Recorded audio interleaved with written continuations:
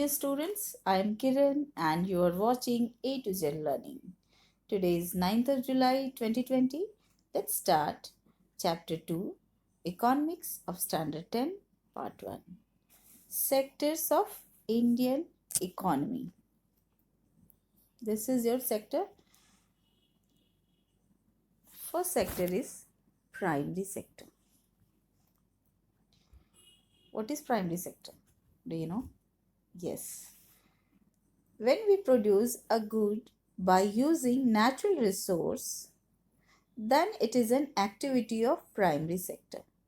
जब कभी भी हम कोई भी गुड्स जो प्रोड्यूस कर रहे होते हैं नेचुरल रिसोर्स से, कोई भी नेचुरल रिसोर्स से, तो वो सारी चीज़ जो है प्राइमरी सेक्टर के ही अंदर आता है. कभी भी कोई भी नेचुरल रिसोर्स को जब हम यूज़ करके कुछ भी प्रोड्यूस करें, सी जैसे कि आप देख रहे हो यहाँ एग्रीकल्चर, डेयरी, फिशिंग, फॉरेस्ट्री, ये सारे के सारे सेक्टर्स जो हैं प्राइमरी सेक्टर में आते हैं क्योंकि हम नेचुरल रिसोर्स को ही जो है यूज़ करके इन सब का इस्तेमाल कर रहे होते हैं. This sector is also known as agriculture and related sector. Okay,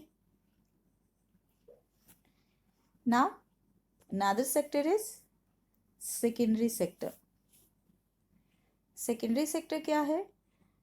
Simply it includes those activities in which natural products are changed into other forms through manufacturing it.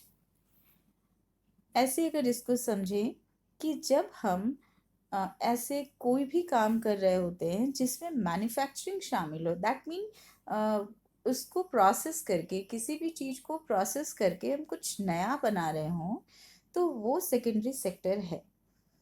और इस सेक्टर को हम इंडस्ट्रियल एक्टिविटीज़ और industrial sector भी कहते हैं. क्या कहते हैं? इंडस्ट्रियल एक्टिविटीज़ और इंडस्ट्रियल सेक्टर.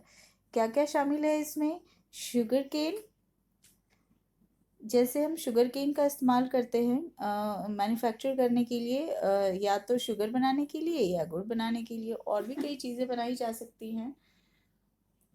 लेकिन ये सेक्टर जो है इंडस्ट्रियल सेक्टर कहलाने के पीछे इसकी वजह ये है कि आप कोई ना कोई छोटी इंडस्ट्री तो यहाँ लगाते ही हो.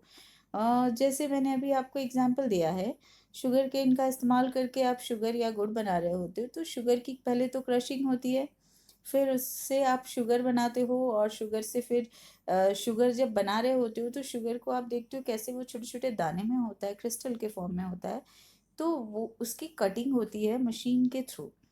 तो वो छोटी इंडस्ट्री हो सकती है, बड़ी इंडस्ट्री हो सकती है, इसलिए भी हम इसको इंडस्ट्रियल एक्टिविटी या इंडस्ट्रियल सेक्टर भी कहते हैं. तो सिंपली सेकेंडरी सेक्टर जो है इसको अनदर वर्ड में हम बोल सकते हैं मैन्युफैक्चरिंग सेक्टर या फिर इंडस्ट्रियल सेक्टर भी कह सकते हैं. और सिंपली इसमें और भी एग्जांपल आप देख सकते हो. यहाँ पर मैं एक छोटे से एग्जांपल के तौर पे केवल पुट नहीं कर रही हूँ. इसके अलावा आपको मैं अगर बताऊँ कि जैसे आप कॉटन का इस्तेमाल करते हो, कॉटन का इस्तेमाल क्यों करते हो? तो उससे आप फाइबर डेवलप करते हो, यान डेवलप करते हो, और उस यान से फिर आप वीव करते हो, किसी भी कपड़े की बुनाई होती है वो बनता है, तो वो भी इसी सेक्टर के तहत आता है. और अगर मैं इसको एकदम नीचे लेवल पे ले जाऊं तो आप सिंपली किसी भी, जैसे सिंपली अगर आपने वीट को प्रोड्यूस किया है तो वो प्राइमरी सेक्टर में आएगा. ठीक है, वीट का प्रोडक्शन जो हुआ, जब भी कोई भी फार्मर वीट को प्रोड्यूस कर रहा है तो वो प्राइमरी सेक्टर में आता है. और फिर जब वो वीट फ्लो की शक्ल में बनता है, फ्लावर बन जाता है, दैट मीन आटा जब वो बन जाता है, तो वो फिर एक्चुअली वो कहाँ बना? किसी न किसी मशीन में गया, तो वो सेकेंडरी सेक्टर में आ गया. और वहीं पर अगर आप देखते हो कि ये इंडस्ट्रियल सेक्टर जो है कैसे इसको आगे ले जाता है.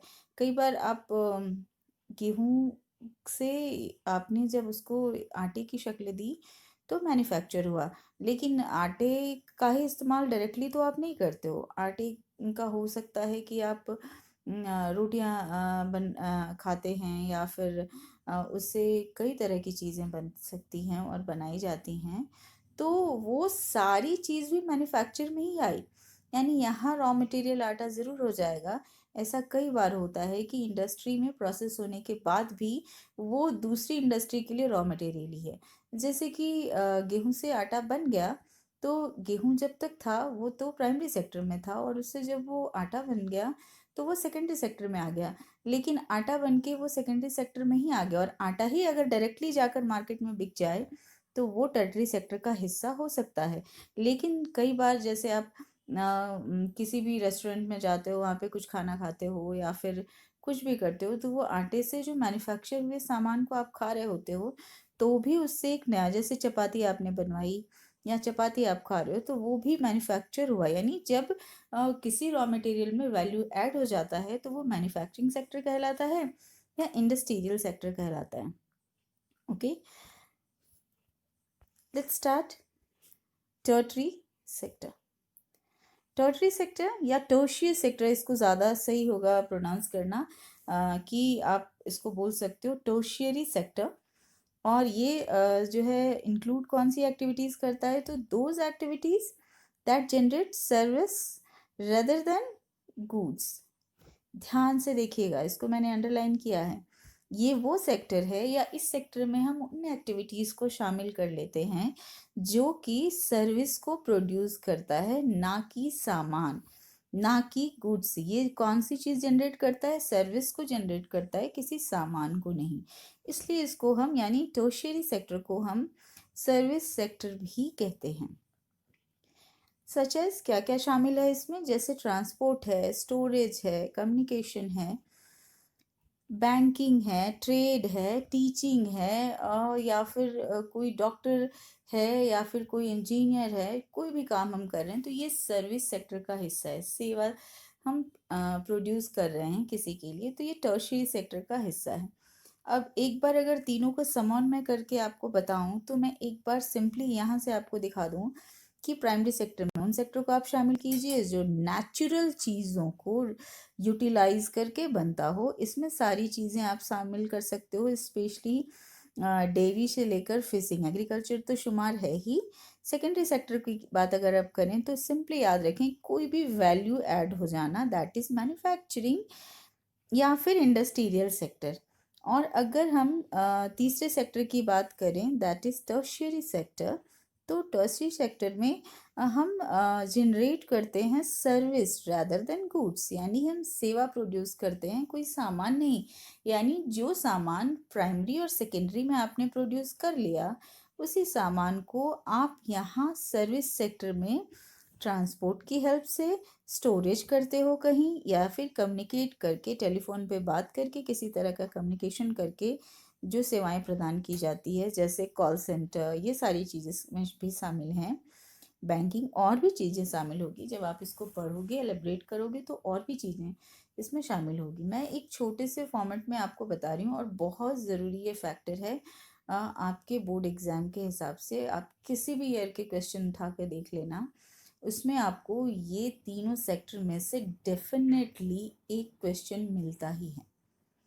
और एक क्वेश्चन मिलता है, अगर वो एक क्वेश्चन की शक्ल में है तो वो 3 मार्क्स की शक्ल में हो सकता है, और 3 से ज़्यादा होता है तो कई बार 1 मार्क्स में एक इन्हीं से रिलेटेड, और एक क्वेश्चन जो है 3 मार्क्स में भी शुमार होता है। बहुत ज़रूरी है ये, आपने 9 में भी पढ़ा है इसको। और अब जो मैं आपको बहुत ज़रूरी चीज़ बताने वाली हूँ, वो आप ध्यान से सुनना। कौन सी चीज़? सेक्टर्स आर इंडिपेंडेंट, और अगर है तो हाउ, कैसे? ये जो हमने अभी तीनों सेक्टर की चर्चा की, क्या ये आपस में इंटरडिपेंडेंट है, एक दूसरे पर निर्भर है? और अगर है तो कैसे है?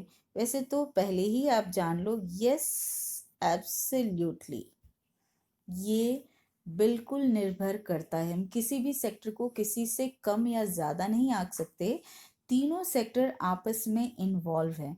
अब हम लोग थोड़े से इस पर बातचीत कर लें, और इससे रिलेटेड, जैसे मैंने आपको पहले बता दिया कि ये 3 इतने इम्पॉर्टेंट टॉपिक्स हैं, आपके 9th में भी थे और यहाँ भी उतने ही इम्पॉर्टेंट है। और खाली हमारी स्टडी में ही नहीं, हमारे पूरे इकॉनमी को हम इसी से देखते हैं, हमारा जीडीपी जो निकल कर आता है इन्हीं 3 सेक्टर को हम डिफरेंशिएट करते हैं, उससे अलग अलग क्या आता है देखते हैं।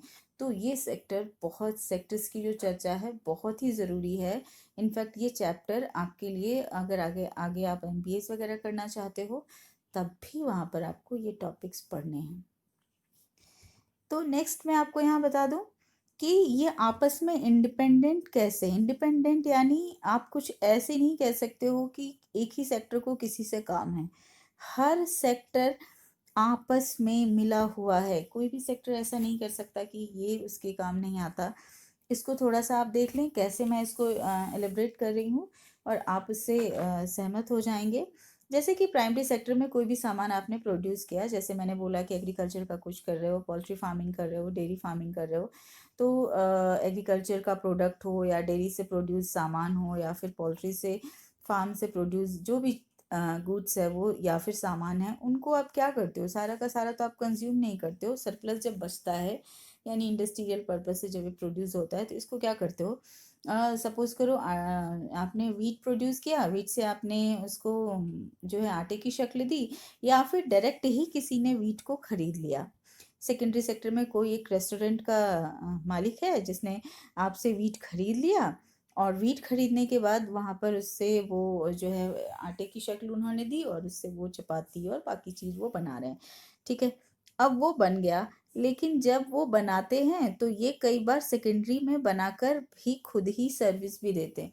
ज़रूरी नहीं है कि रेस्टोरेंट मालिक केवल मैन्युफैक्चर ही कर रहा है, वो सर्विस भी दे सकते हैं, यानी वो दोनों में शुमार हो सकता है। पर अगर कहीं ऐसा है कि वो बना रहा है वहाँ पर और वहाँ से वो कहीं और सप्लाई कर रहा है, तो फिर इसमें टर्टरी भी शामिल होगा, क्योंकि इसमें आप ट्रांसपोर्ट शामिल कर लेते हो। पर अगर कोई आदमी आता है, रेस्टोरेंट में जाता है और वो वहाँ से खाना खाकर निकल जाता है, तो यहाँ पर वो रेस्टोरेंट ओनर जो है वो सेकेंडरी का भी हिस्सा है और टर्टरी का भी हिस्सा है। ठीक है, और ये सेकेंडरी और टर्टरी की जो कहानी आपने सुनी यहाँ पर, अब उससे आगे बढ़ाएं तो क्या, अगर लेकिन ऐसा कुछ हो कि वो रेस्टोरेंट ओनर जो है आपको वहाँ पर बैठकर भी खाने को देता है और प्लस वो वहाँ से आपको जो है होम डिलीवरी भी कर रहा है, तो होम डिलीवरी कर रहा है तो वो कैसे, हवा में तो नहीं आपको पहुँचा रहा है, किसी न किसी वेज, किसी न किसी ट्रांसपोर्टेशन के द्वारा अपने उन्होंने कुछ ऐसे स्टाफ रखे होते हैं जिसके थ्रू आपके घर में वो डिलीवर करता है। तो वो स्टाफ किसके थ्रू जाता है, कोई ना कोई ट्रांसपोर्ट का इस्तेमाल कर रहा होता है। तो वो जब ट्रांसपोर्ट के द्वारा जाएगा, तो वो ट्रांसपोर्टेशन का जो इस्तेमाल हो गया उस सेक्टर में, तो वो रेस्टोरेंट जो है वो सेकेंडरी का भी हिस्सा है और टर्टरी का भी हिस्सा है। तो इस तरीके से आप यहाँ पर देखोगे कि आपस में, और अगर आप कहो कि सबसे अच्छा तो यहाँ पर टर्शरी है, उसको फिर किसी से लेना देना नहीं, बिल्कुल भी नहीं। टर्शरी का एग्जाम्पल मैंने आपको क्या बताया कि सिंपली एक बार फिर से मैं दिखा दूँ, यहाँ देखो मैं अंडरलाइन कर रही हूँ, ट्रांसपोर्ट है, स्टोरेज है, कम्युनिकेशन है, बैंकिंग है। तो सपोज करो कि प्राइमरी सेक्टर में जो एग्रीकल्चर में जो प्राइमरी सेक्टर में, मैंने थोड़ा क्लीन कर दिया, बहुत ज़्यादा ये हो गया था। प्राइमरी सेक्टर में जो सिंपली आप कोई भी फार्मर जो प्रोड्यूस करता है एग्रीकल्चर, वो अगर उसने बहुत प्रोड्यूस किया है यानी उसके पास सरप्लस बहुत ज़्यादा है, तो वो क्या करेगा, उसको सेल करेगा। बट अगर ट्रांसपोर्ट वाला सेक्टर चले ही ना, लॉरीज या ट्रांसपोर्ट कई बार होते हैं ना, स्ट्राइक हो जाते हैं तो कितनी मुश्किल हो जाती है। अभी लॉकडाउन के पीरियड में भी बहुत ऐसे विलेजेस थे जिनके जो स्पेशली वेजिटेबल्स और फ्रूट्स थे वो तो ख़राब हो गए क्योंकि ट्रांसपोर्टेशन बंद था, लॉकडाउन का पीरियड था। तो आप फिर से यहाँ पर वही एग्जाम्पल देख रहे हो कि हाँ डिपेंडेंट है, भले ही प्राइमरी है, लेकिन टर्शरी ये नहीं कह सकता कि वो उसके बिना चलेगा। तो आप क्या दोनों का लॉस नहीं देख रहे हो यहाँ, यहाँ सिर्फ प्राइमरी सेक्टर वाले का लॉस तो नहीं हुआ, इनका भी लॉस हुआ, क्योंकि ये भी तो उन्हीं चीज़ों को ट्रांसपोर्ट कर रहा है। ऐसे ही आप हर सेक्टर में देख सकते हो जितने मैंने यहाँ एग्जाम्पल बताए। तो सिंपली मैं सिर्फ एलिब्रेट कर रही थी आपको कि हाँ ये आपस में इंटरडिपेंडेंट है। आइडियली तो मैंने इसमें 4 टॉपिक को कवर किया है, बट ये चारों अपने आप में बहुत इम्पॉर्टेंट है, और ऐसे ही टॉपिक्स मैं आगे भी कवर करूँगी जिसमें चैप्टर का समरी होगा और प्लस इम्पॉर्टेंट टॉपिक्स को मैं ऐसे ही डील कर रही होंगी। सो Thanks, dear, for watching this video. Have a nice day.